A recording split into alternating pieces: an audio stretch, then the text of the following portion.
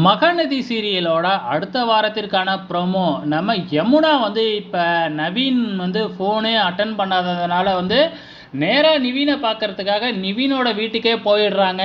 இந்த விஷயம் எப்படியோ காவேரிக்கு தெரிஞ்சிருது.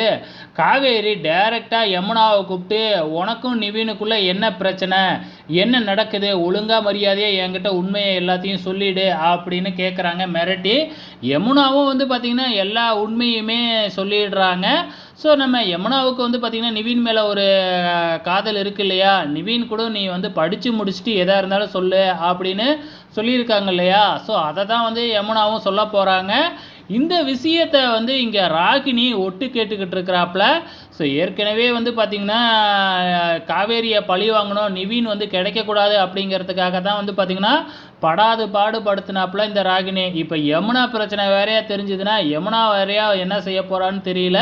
வெயிட் பண்ணி தான் பார்க்கணும். ஆக மொத்தத்தில் இந்த உண்மை ராகினிக்கு தெரிஞ்சுது அப்படின்னா இதை வச்சு ஏதாச்சும் ஒரு கேம் விளையாடுறதுக்கு வாய்ப்புகள் இருக்குது.